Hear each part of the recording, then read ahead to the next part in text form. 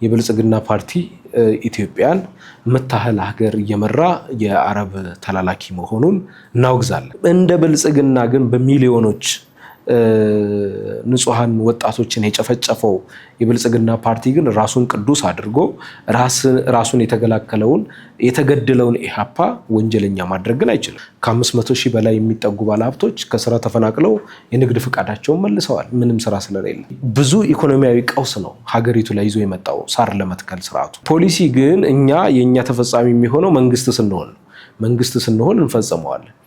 አሁን መንግስት ካልሆን ግን የህዝብ ሲበደል ሲፈናቀል ሲገደል መቃወም ነው ስራችን። የኢሃፓ ከድሮ ጀምሮ አቋሙ የኤርትራን መገንጠል አይደግፍም፣ ይቃወማል። ስቲል አሁንም ኤርትራን በኮንፌዴሬሽን ወይም በፌዴሬሽን ኢኮኖሚያዊ ትስስር መኖር አለበት ብሎ ነው ፖሊሲው ላይ የያዘው። በውስጥ የህዝብ አንድነትን ንደህ ተአማኒነትህን ሸርሽረህ ጦርነት ከፍተህ በህዝብህ ላይ ህዝብህን እየገደልክ አሰብ ብትል ቀልድ ነው፣ መሳቂያ ነው። ጤና ይስጥልን የተወደዳችሁ የቦርከና ቤተሰቦቻችን፣ ዛሬ በወቅታዊ ጉዳይ ላይ ያዘጋጀነው ፕሮግራምን ወደ እናንተ እናደርሳለን። ቦርከና ሊካሄድ ሳምንታት የቀሩትን ሀገራዊ ምርጫ በተመለከተ ከኢትዮጵያ ህዝባዊ አብዮታዊ ፓርቲ ኢህአፓ ሊቀመንበር መጋቢ ብሉይ አብርሃም ጋር ቆይታን አድርጓል። ቦርከና ስለ ምርጫው አስቻይ ሁኔታና ፓርቲውን ስለጠራው ስብሰባ ዝርዝር ሀሳቦችን አንስተዋል። እንድትከታተሉን እንጋብዛለን። አቶ አብርሃም ለቃለ ምልልሱ ፈቃደኛ ስለሆኑ እናመሰግናለን። በቅርቡ እናካሄደዋለን ስላላችሁትና ስለተራዘመው ሀገራዊ ሰልፍ በማንሳት ውይይታችንን ጀምር። ከ2 ዓመት በፊትም ፓርቲያችሁ ሰልፍ ጠርቶ በመንግስት ጫና ማድረግ አልቻለም ነበረ። አሁን ምን የተለየ ምቹ ሁኔታ ተፈጥሮ ነው ሰልፍ ለማድረግ ያሰባችሁት? እሺ፣ በጣም አመሰግናለሁ። ህዳር 30 2016 ዓ.ም ጦርነት ይቁም ሰላም ይስፈን የሚል ሰልፍ ኢህአፓ ሌሎች ግለሰቦችንም በማካተት ሀገር ወዳድ ዜጎችንም በማካተት ጠርቶ ነበረ። በወቅቱ የነበረው ዓላማ ጦርነት ይቁም ነው።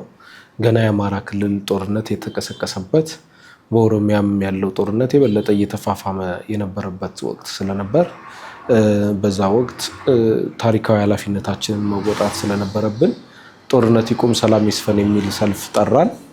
ከዛ እኔን ጨምሮ የሰልፉ አስተባባሪዎች አዋሽ አርባ ታሰርን ማለት ነው። ቶርቸር ነው የተፈጸመብን። ከባድ ወንጀል ነው። ያለ ፍትህ ያለ ፍርድ ቤት ትዕዛዝ እዛ በረሃ ላይ ወስዶ ማሰር፣ ያውም ሰላማዊ ታጋዮችን የስርዓቱን አምባገነንነትና ማንነት በሚገባ የሚያሳይ ነው። ሆኖም ሰላማዊ ትግል ብዙ ዋጋ ሊያስከፍል ይችላል እንጂ ውጤት ማምጣቱ አይቀርም። ከዛ በኋላ እኛ በተለያየ አማራጮች የሰላማዊ ትግል አማራጮች በትብብር ከምንሰራቸው አባል ፓርቲዎችም በተናጠልም ብዙ መግለጫዎችን አውጥተናል። ችግሮች እንዲፈቱ በስብሰባዎችም ጋር ከብልጽግና አመራሮች ጋር በሰፊው ተወያይተናል። እስረኞችም የታሰሩ እስረኞች ሚዲያዎች በነፃነት እንዲሰሩ፣ ጋዜጠኞች ላይ እየደረሰ ያለው ወከባ ማሳደድ እንዲቆም፣ አፈናው እንዲቆም፣ ህዝብ ላይ እየደረሰ ያለው ግድያ የንጹሃን ጭፍጨፋ እንዲቆም ተደጋጋሚ በጣም ስፍር ቁጥር የሌላቸው መግለጫዎችን አወጥተናል። ድምጾች ለማሰማት ሞክረናል። ወዳጅ ሀገራት ጋርም የዲፕሎማሲ ስራ ሰርተናል። በሀገር ውስጥም በሀገር ውጭም እኔም በሄድኩባቸው መድረኮች ሁሉ ተመሳሳይ የዲፕሎማሲ ስራ ሰርተናል። እንደ ኢህአፓ በውስጥም እንደዚሁ በውጭም ሰፋፊ ስራዎች ተሰርተዋል። ግን መፍትሄ ሊመጣ አልቻለም። ከቀን ወደ ቀን ችግሩ እየተባባሰ የታሰሩ ንጹሃንም ያለ ፍትህ ጊዜ እየሄደባቸው ቤተሰቦቻቸው ተበትነው ሜዳ ላይ እየተሰቃዩ ከማየት ያለፈ ስርዓቱ በጣም በሚያሳፍር መልኩ ብዙ ወንጀል የፈጸሙ ወንጀለኞችን የለቀቀ ስርዓት ነው። በአንድ ዓመት አስሮ በግልጽ የምናውቃቸው እንደነ አቦይ ስብሃት አይነቶቹንም ለቋል። ግን በዚህ በአማራ ክልል በኦሮሚያ ጋር በተያያዘ የታሰሩ ወገኖች ላይ ግን ከፍተኛ ጭካኔ ነው የሚያሳየው እና ይህ የሚያሳየው በጣም ከፍተኛ የሆነ ችግር እንዳለና ብልጽግና ፓርቲ ሰላም እንደማይፈልግ እኛ ተቃዋሚ ፓርቲዎች ብቻ ሰላም ወዳዶች መሆናችንን በተግባር አይተናል። ለመደራደርም ቁርጠኛ መሆን እንዳልቻለ፣ ምክንያቱም የመጀመሪያው ቢያንስ ሌላው ተቃዋሚ ተዋጊዎቹ በትጥቅ ትግል እየተዋጉ ያሉ ኃይሎች አልተደራደሩም፣ ሰላም አልመረጡም የማለት የሞራል ልዕልና የለውም። ቢያንስ ከዛ ጋር በተያያዘ የታሰሩ እስረኞች፣ የፓርላማ አባላት፣ ጋዜጠኞች እንዲሁም በማንነታቸው ያው እኛ የማንነት ፖለቲካን ባንቀበልም በማንነታቸው የታሰሩ እንዲህ ነህ፣ የዚህ ብሔር ነህ፣ የዚህ ቋንቋ ተናጋሪ ነህ እየተባለ ሰው በሚፈረጅበት ሀገር ውስጥ ነው ያለነው እና ወንጀል የሆነበት ቋንቋ ተናጋሪነት ወንጀል የሆነበት ሀገር ነው ያለነው። ይሄ ተገቢ አይደለም በማለት ተደጋጋሚ ድምጽ ብናሰማም ሊሰሙ ስላልቻሉ ሰላማዊ ሰልፍ ሚያዝያ 30 2018 ዓ.ም እስረኞች ይፈቱ፣ ድርድር ይደረግ፣ የሚዲያ ነፃነት ይኑር፣ እንዲሁም የዓለም አቀፍ ታዛቢ ለምርጫው ይኑር፣ በአጠቃላይ ምርጫው አስቻይ ሁኔታ ይኑረው፣ ነፃ ፍትሃዊ ዲሞክራሲያዊ ሆኖ ይለፍ። በዛ አስቻይ ሁኔታ ባለው ምርጫ ብቻ ነው ዲሞክራሲ ሊወለድ የሚችለው። ይሄ ባልሆነበት የሚደረግ ምርጫ አምባገነንነትን ከማዋለድ ውጪ ትርጉም የለውም በሚል ሰልፍ ልንጠራ የቻልነው። አስቻይ ሁኔታ በሌለበት ለምርጫ እንኳን ሰልፍ መጥራት ምናልባት ካለው ሁኔታ ሊሳካ ላይሳካ ይችላል የሚሉ ጥያቄዎች በእናንተም በኩል መነሳታቸው ተገቢ ነው፣ ህዝቡም የሚያነሳው ስለሆነ።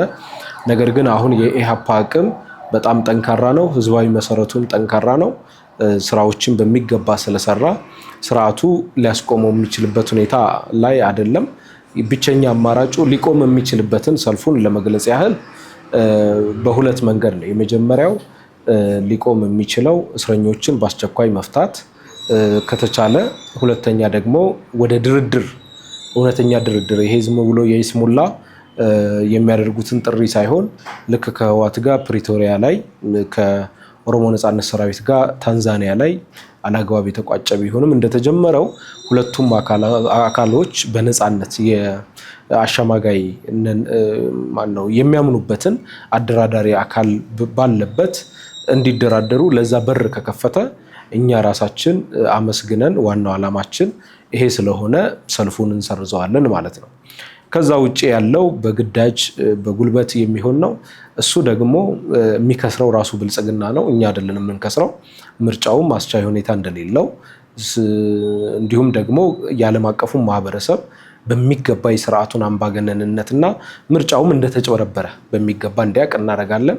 ስለዚህ ሰልፍ የከለከለ ስርዓት ምርጫን ውጤት በአግባቡ እንዲሄድ ያደርጋል ተብሎ አይታመንም። ስለዚህ የምርጫው ውጤት ምን እንደሆነ ይፋ ይሆናል። ከዛ በኋላ ስርዓቱ ላይ ያስቆመው የሚችለውን ጠንካራ የሰላማዊ ትግል አማራጭ እንከተላለን ማለት ነው። ሌላው የምርጫ ጉዳይ ነው። ፓርቲያችሁ አሁን ባለው ሁኔታ 7ኛው ጠቅላላ ምርጫን ለማካሄድ አስቻይ ሁኔታ አለ ብሎ ያምናል? ጥሩ ነው። ምርጫው አስቻይ ሁኔታ የለም ያልነው ካለው ነባራዊ ሁኔታ አንጻር፣ በሰላምና ጸጥታ አንጻር ነው። ስለዚህ ይሄ ሰልፍ ደግሞ አስቻይ ሁኔታ ለምርጫው እንዲኖር ነው። ምርጫ እንፈልጋለን፣ በነገራችን ላይ መመረጥ እንፈልጋለን። በዚህ ሂደት ውስጥም ጠንካራ ስራዎች ሰርተናል፣ ቅንጅት ፈጥረናል። እንደ ምሳሌ ብናነሳ እንደ ኢሃፓ በቅንጅት ውስጥ ከፍተኛ ቁጥር ያለው እጩ አስመዝግቧል። የቅንጅቱ አባል ፓርቲዎችም እንደዛው። እንደውም አንዳንድ ፓርቲዎች ሁለተኛ ነን የሚሉ ሰላም ባለበት ደቡብ አካባቢ ከ800 በላይ እጩ አስመዝግበው ነው። ከ800 በላይ እጩ ደቡብ ማስመዝገብ በጣም ቀላል ነው ለኛ። 800 አይደለም 2000 ማስመዝገብ እንችላለን። ኦሮሚያ በጣም አስቸጋሪ በሆነው ቦታ ላይ ከብልጽግና ቀጥሎ ጨፌውን መያዝ የሚችል ኦሮሚያን መንግስት ማድረግ የሚችል እጩ ያቀረብነው እኛ ነን፣ ትብብሩና ኢሃፓ ነው። በአማራም እንደዚሁ በአዲስ አበባ ሙሉ በሙሉ 158 የምክር ቤትና 23 የፓርላማ ወንበር አስመዝግበናል። ስለዚህ በሶማሌ፣ በጋምቤላ፣ በቤኒሻንጉል ሳይቀር ገብተናል። አስቸጋሪ የሆነውን ስፍራ ጭምር ገብተን አደራጅተናል። ሌሎች ፓርቲዎች የስርዓቱ ተለጣፊ የሆኑ ፓርቲዎች ራሱ ያልቻሉበትን ጭምር ማለት ነው። ይሄ ማለት በአስቸጋሪ ሁኔታ ውስጥም መደራጀት እንደሚቻል በተግባር አሳይተናል። አቅማችንም የዓለም ሕዝብ የሚያየው ነው። ነገር ግን በዚህ ሁኔታ ውስጥ ሰላማዊ ሰልፍ ማድረጉ አስገዳጅ የሆነበት አንደኛ ሰላማዊ ሰልፉ የህዝቡ ነው። ህዝቡ በነፃነት ወጥቶ ለመብቱና ምርጫው አስቻይ ሁኔታ እንዲፈጠርለት፣ የታሰሩ እንዲፈቱ፣ ሚዲያዎች በነፃነት እንዲንቀሳቀሱ፣ ጋዜጠኞች ላይ እየደረሰ ያለው አፈና እንዲቆም፣ እንዲሁም ደግሞ የሰብአዊ መብት ጥሰት እንዲቆም፣ ጦርነት እንዲቆም፣ ኢኮኖሚያዊ ጫናው አሁን ህዝቡ ከፍተኛ የሆነ ረሃብ ውስጥ ነው ያለው። ከዚህ ምርጫ ማግስት ያለ ጥርጥር ደግሞ ከባድ መከራ ይጠብቀዋል። ስለዚህ ፈርቶም ቤቱ ተደብቆም ችግሩ የማይለቀው መሆኑን በተግባር እያየ ስለሆነ በጣም የገዘፈና አስቸጋሪ ጊዜም እየመጣ ስለሆነ ወዶ ሳይሆን ተገዶ ለኢሃፓ ብሎ ሳይሆን ለራሱ ህልውና ሲል መታገል ግዴታ ሆኗል። አሁን የመኖር ያለመኖር ጉዳዩ ወጣቱም ከዚህ በኋላ ወይ መሰደድ ሀገር ለቆ ያለው ጣፋንታ ማለት ነው ዝም ብሎ የሚያይ ከሆነ ወይ መሰደድ ወይ ደግሞ በጦርነት መሞት ነው። ስለዚህ ሰላም የሆኑ ስፍራዎች ሁሉ በቀጣይ ያለ ጥርጥር አዲስ አበባ ጭምር ሰላም ሊሆን አይችልም። ስለዚህ እኛ ያ ስጋት ስላለብን እቺ ሀገር እንዳትፈርስ ስለምንሻ እውነተኛ ምርጫ እንዲደረግ፣ ህዝቡ በነፃነት መብቶቹን እንዲጠቀም፣ አላግባብ የተጫኑ አምባገነናዊ አካሄዶች እንዲቆሙ፣ የህዝባችን የኑሮ ውድነቱም እንዲረጋጋ ነው ጥሪ እያቀረብን ያለ ነው። እነዚህ የማይሆን ከሆነ ግን በህዝብ እጅ ነው የጠራናቸው። 10ሩም ከተሞች የኢትዮጵያ ህዝብ ጨዋ ነው። እንኳን የኛን ሰላማዊ ሰልፍ ሊበጠብጥ ስርዓቱ ራሱ እንደዚህ እየገደለው ምንም አላረግም። ስለዚህ ህዝቡ ጨዋ በደንብ ህግ አክባሪ ስለሆነ በሰላም ወጥቶ በሰላም ይገባል። በቃ መሰናክል ሊሆን የሚችለው ብልጽግና ነው ብለን እናምናለን። ብልጽግና የተቃውሞ ድምፅን መስማት ስለማይፈልግ መደገፍንና ውዳሴ የሚያቀርቡለትን አካላት ብቻ መስማት ስለሚፈልግ ብልጽግና ሊከለክል ይችላል። ቢከለክልም እኛ እናተርፋለን። የሚከስረው ራሱ የብልጽግና ፓርቲ ነው። የሚዋረደው ራሱ የብልጽግና ፓርቲ ነው። ወደ ተሻለ ትግል ግን እየመራን ነው ማለት ነው። ያው ታጋዮች ምን ይላሉ? የትግል ስልትህን የሚመርጡልህ ራሳቸው አምባገነኖች ናቸው ይላሉ። ስለዚህ በደንብ እኛም በተጠናከረ መንገድ የተሻለውን የትግል ስልት፣ የሰላማዊ ትግል ስልት እየመረጠን እንድንሄድ እድል የሚሰጠን ነው የሚሆነው። በአምባገነንነት በጉልበት ሊቆም አይችልም። ብቸኛው አማራጭ ያነሳናት ጥያቄ በጣም ቀላል ናት። እስረኛ መፍታት በእጁ ነው። መደራደር በእጁ ነው። የኑሮ ውድነቱን ማስተካከል፣ ይሄ የቅንጦት ወጪዎችንና ለጦርነት እየዋለ ያለውን የሀገር ሀብት በማቆም እና ለዚህ ከተማ ለሚያብለጨልጩ ነገሮች እየፈሰሰ ያለውንና ለቤተ መንግስት እየፈሰሰ ያለውን $1 ቢሊዮን በማቆም ኢኮኖሚ እንዲረጋጋ ማድረግ ቀላል ነው። ስለዚህ በእጅ ያለ ነገር ነው እየጠየቅን ያለ ነው። ይሄ ሁኔታ የማይስተካከል ከሆነ የፈለገው ህዝቡን እየጨቆንኩ እያስራብኩ ባሪያ እያረኩ ልግዛ ነው። ህዝቡ ደግሞ ባርነት ወይ ነፃነት ብለን ነው የምንጠይቀው። ባርነትን ከፈለገ ባርነትን ይምረጥ፣ ነፃነትን ከፈለገ ደግሞ ከኢሃፓ ጎን ቆሞ የሚደረገውን ሰላማዊ ትግል በመጠቀም ለነፃነቱ እንዲታገል በሩን ከፍተናል። ህዝቡ ዝም ብሎ ካየ ባርነትን መርጧል።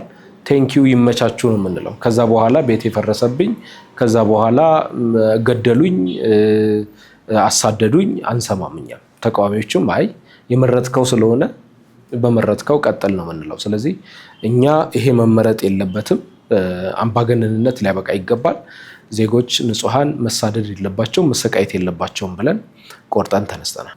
እኛ መልካም ስራ ሲሰራ እንደግፋለን። እንደ ምሳሌ ልስጥ፣ ፖሊሲ ያለን የራሳችን የኛ ፖሊሲ የከተማ ልማትን ፖሊሲ እንዲሁ በትንሹ ልናገርና እዚህኛው ጋር ያለውን ልዩነት ላስረዳ።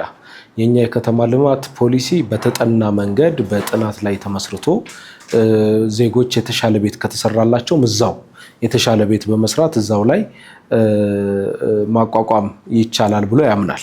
በጥናት ላይ ተመስርቶ ነው እንጂ ዜጎችን አፈናቅሎ ሜዳ ላይ መጣል አይደለም የሚል የከተማ ልማት ፖሊሲያችን በደንብ እንትን ይላል። ከተማ ጽዱና ዘመናዊ እንዲሆን ይህንን ያወጣ ነው የ2013 ፖሊሲያችን ነው። ስለ ከተማ ልማት አሮጌ ቤቶች እናፈርሳለን፣ ታሪካዊ ቤቶችን እናድሳለን።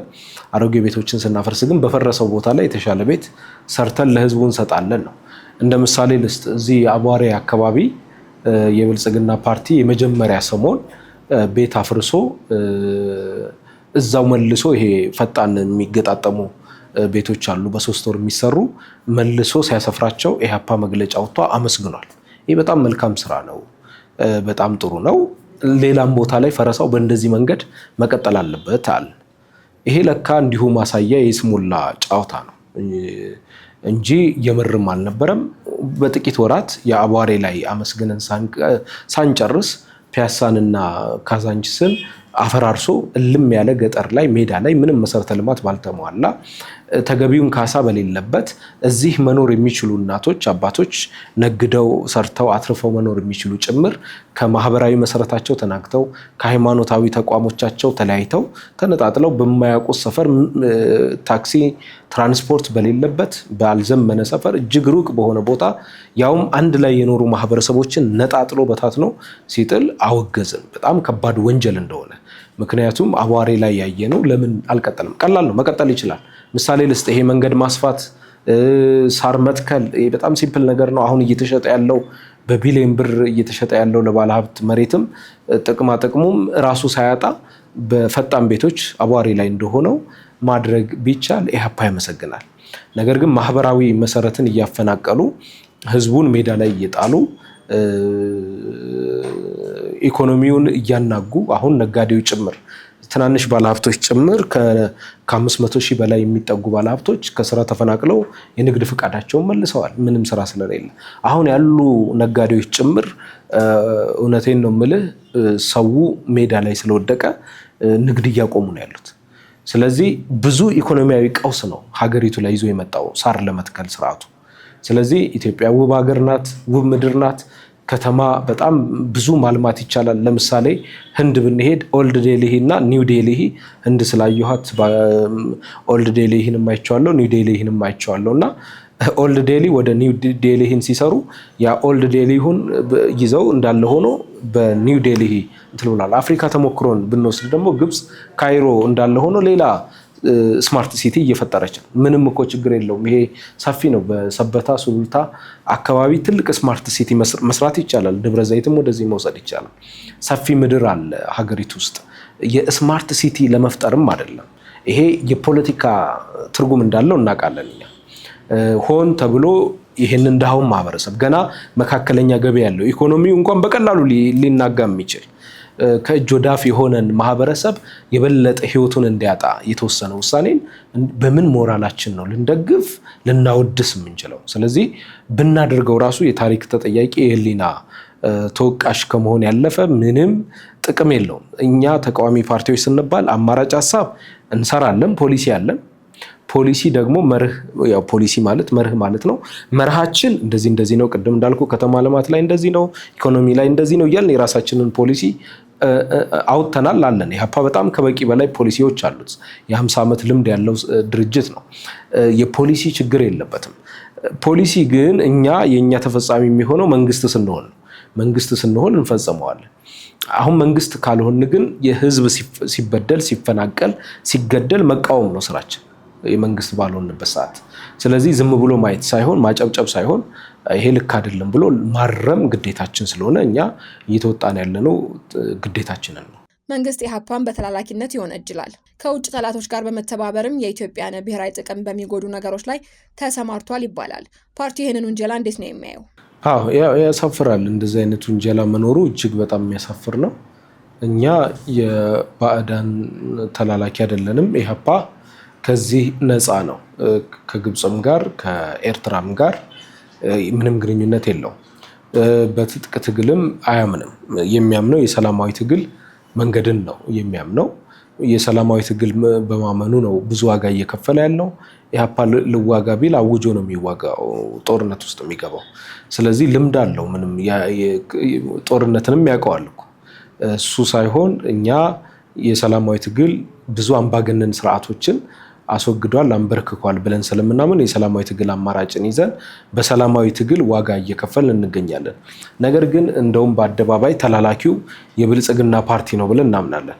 ለምሳሌ የብልጽግና ፓርቲ የአረብ ኤምሬት ተላላኪነቱን በይፋ የሚያሳይ ነው። ምንም ጥርጥር የለውም። አንዳንድ ተልእኮችም እየተሰጡት እየፈጸማቸው ያሉ ከጎረቤት ሀገራትም ጋር ግጭቶች እንዳሉ እናውቃለን፣ የማንደግፋቸው። ስለዚህ የብልጽግና ፓርቲ ኢትዮጵያን የምታህል ሀገር እየመራ የአረብ ተላላኪ መሆኑን እናወግዛለን። እኛ በተጨባጭ መረጃ እያለን እኛን ደግሞ ከምንም ጋር ግንኙነት የሌለንን አካላት ተላላኪ የሚለው ያው ተላላኪ ነው ስለ ተላላኪነት የሚያውቀው። ስለዚህ ተላላኪ ስለሆኑ አባላቱ ተላላኪነትንም በአደባባይ ስለተቀበሉ የሚያከናውኑት ነው። እኛ የኢትዮጵያ ሕዝብ ተላላኪዎች ነን። ለሕዝብ የቆምን ሕዝባውያን ነን። ለሕዝባችን ማንኛውንም መስዋዕትነት እንከፍላለን። በፍጹም ሌላ ተልዕኮ አንቀበልም። ወዳጅ ከሆኑ የኢትዮጵያ ወዳጆች ጋር ግን እንሰራለን። እህትማማች ያደረግናቸው ፓርቲዎች አሉ። ከአውሮፓ የሚገኙ ከሶሻል ዲሞክራት ፓርቲ ከሌሎችም ወደ አሜሪካ አካባቢም ሶሻል ዲሞክራት ከሆኑ ፓርቲዎች ጋር አብረን እየሰራ ነው። እሱ መብት ነው፣ ርዕዮተ ዓለማዊ ትስስር ስለሆነ። ከጠላት ጋር ግን ሀገርን ለማፍረስ ከሚሹ ኃይሎች ጋር ግን አንሰራም። ስለዚህ አንድ ፓርቲ ደግሞ እጩ መንግስት ስለሆነ የርዕዮተ ዓለማዊ ትስስርና ዓለም አቀፋዊ ግንኙነት የማድረግ መብት መኖሩን የማያውቅ አካል ዝም ብሎ እየተነሳ ያሉንን ህጋዊ ግንኙነቶች ወደ ሌላ ሊተረጉም ይችላል ብለን አናስብም። ተንኮልና ሴራ ካለው ደግሞ በሐሰት ለመሄድ ያው አሁን የሚባሉ ወሬዎችን ያሰራጫል። እኛ ግን ንጹህ ኢትዮጵያውያን ንጹህ ታጋዮች መሆናችንን በዚህ አጋጣሚ አስረግጬ ለመግለጽ እወዳለሁ። ወደም በተመለከተ ገና በኢቨን ኢህአፓ በ1970ዎቹን እንውሰድ። በቋራው ጉባኤም በሁለተኛው ጉባኤ ላይ ከሶሻሊዝም ወደ ሶሻል ዲሞክራሲ መጥቷል። ወዲያውኑ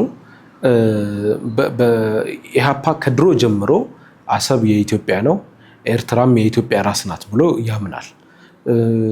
በወቅቱ ታግተው ከፍልስጤም ሰልጥነው የመጡ ሰራዊቶች የነበሩት አብዮቱን እንደውም ሊፈነዳ እንዲችል በወታደር እጅ እንዲወድቅ ያደረገው ኤርትራ ላይ ታፍነው ረጅም ሰዓት ስለ ኤርትራ ጉዳይ በያዙት አቋም ለአንድ ዓመት ታግተው የነበሩ አመራሮች ነበሩ በወቅቱ የኢህአፓ አመራሮች። ስለዚህ የኢህአፓ ከድሮ ጀምሮ አቋሙ የኤርትራን መገንጠል አይደግፍም፣ ይቃወማል። ስቲል አሁንም ኤርትራን በኮንፌዴሬሽን ወይም በፌዴሬሽን ኢኮኖሚያዊ ትስስር መኖር አለበት ብሎ ነው ፖሊሲው ላይ የያዘው። አሰብን በተመለከተ ግን አሰብ የኢትዮጵያ ህጋዊ ወደብ ነው ብሎ ያምናል። ይህን ዛሬ አይደለም ትናንት በ2013 ምርጫ ተከራክረንበታል። ስራዬ ብለን ይዘነው ማለት ነው። ብልጽግና ከማውራቱ በፊትም አሰብ የኢትዮጵያ ነው ብሎ የሚል አቋም አለው። ነገር ግን ብልጽግና አሰብን የማስመለስ እውነተኛ እርምጃ አይደለም። አሰብን ለማስመለስ የመጀመሪያው የውስጥ ችግርህን መፍታት ነው። በቀላሉ እውነት ለመናገር በእኛ እምነት ጠላቶቻችን ሀገሪቱ ውስጥ የፈለጉትን ነገር የሚያደርጉበት እድል አለ አሁን ላይ ብለን እናምናለን። ስለዚህ በውስጥ የህዝብ አንድነትን ንደህ ተአማኒነትህን ሸርሽረህ ጦርነት ከፍተህ በህዝብህ ላይ ህዝብህን እየገደልክ አሰብ ብትል ቀልድ ነው፣ መሳቂያ ነው። ከዛም አልፎ ተርፎ ጠላት የውጭ ጠላት ብትልም መሳቂያ ነው። ዲፕሎማሲ የሚባልም ነገር የለም። የውስጥ ችግር እስካለ ድረስ በወዳጅ ሀገራትም በጠላትም ትናቃለህ። ስለዚህ ይሄ ሁኔታ ባለበት ግብፅ ጠላት ናት ተብላ ከታመነች ያው ጠላት ናት፣ ምንም ጥርጥር የለውም። ነገር ግን ጠላት ሁሌም የሚጠቀመው የውስጥ ጉዳይ ነው።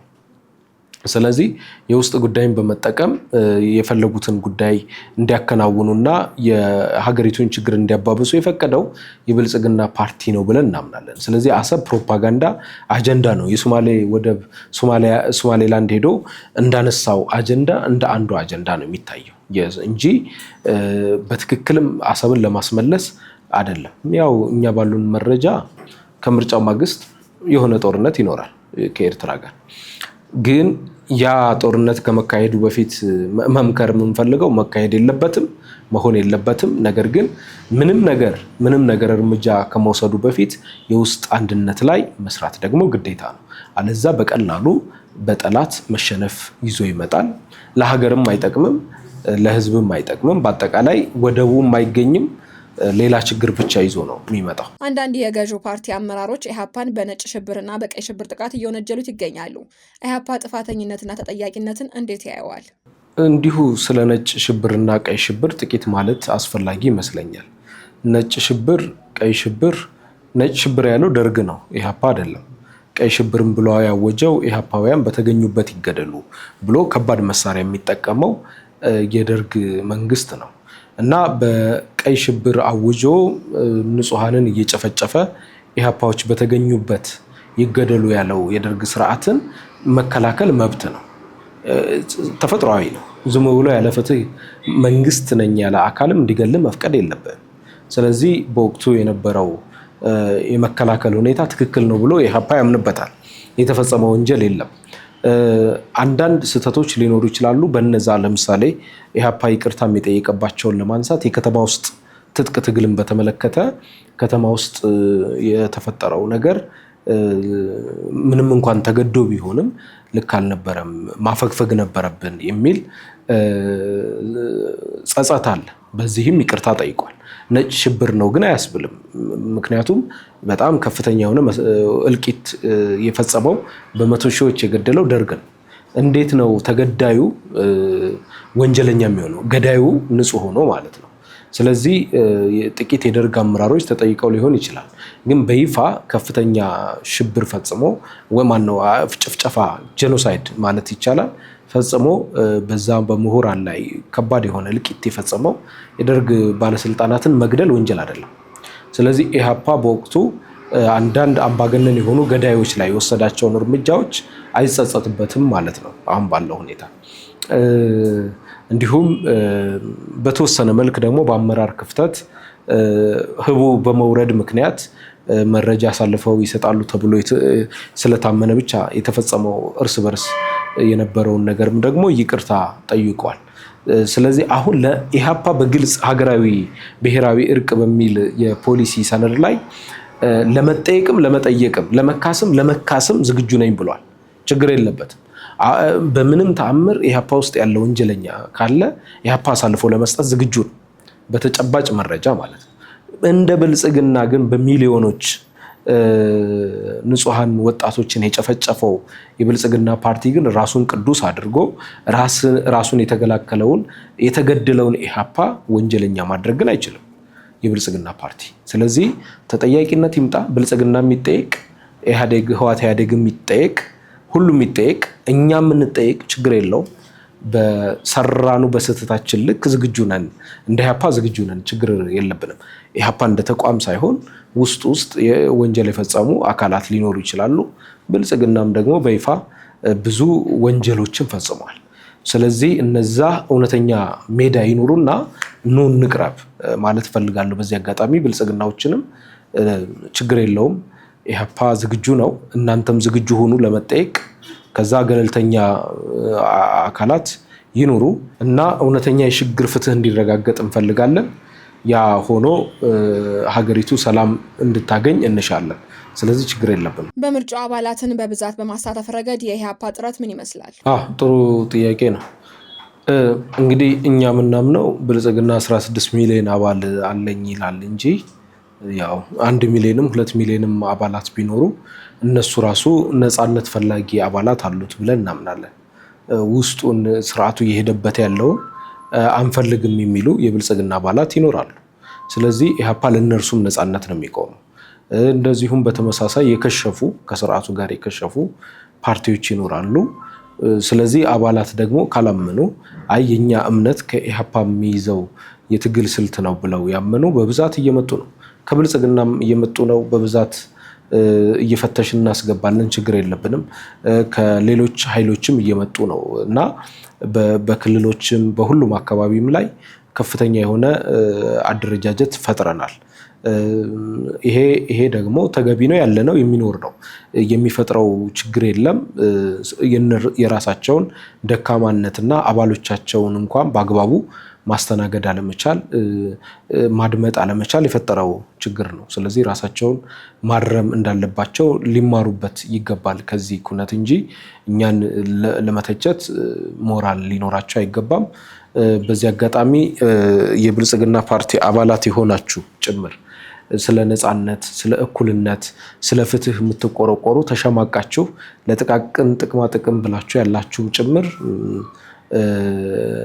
ኢህአፓን ከመረጣችሁ እኛ ችግር እንደሌለብን መግለጽ እንፈልጋለን። ስለዚህ በአጠቃላይ ስለ ነፃነት፣ ስለ እኩልነት የኢህአፓን መርሆች ለመያዝ ለመከተል የሚፈልግ ማንኛውም አካል ኢህአፓ በሩ ክፍት ነው። በዚህ ሰዓት ሰብሰብ ብሎ ተጠናክሮ ከመታገል ውጭ አማራጭ የለም። ለዚህም እኛ ጠንካራ ቅንጅት ፈጥረናል። ትብብር ለኢትዮጵያ አንድነትን ይሄ ቅንጅታችን ተጠናክሮ ይሄዳል እንጂ የሚፈጠርበት አደጋ የለም። የበለጠ ተጠናክሮ ወደፊት አብረን ከቅንጅት አባል ፓርቲዎች ጋር የምንገሰግስ መሆኑን በዚህ አጋጣሚ መግለጽ እፈልጋለሁ። ስለዚህ ውድ ኢትዮጵያውያን ቤታችሁ ስለሆነ አሁን የህልውና ትግል ስላለ ኑ በጋራ አብረን እንቁም ማለት እፈልጋለሁ። በቅርቡ ድምፃዊ ቴዲ አፍሮ በለቀቀው አልበም ላይ መንግስት መግለጫ ከመከልከል ጀምሮ ብዙ ጫና መፍጠሩ ይታወሳል። አልበሙ ከተለቀቀ በኋላ የቴዲ አፍሮ የቅርብ ሰዎች የሆኑ 8 ሰዎችም ታስረዋል። በእርሱም ላይ የማዋከብ ድርጊቶች ነበሩ። ኢህአፓ ይህንን ጉዳይ እንዴት ይመለከተዋል?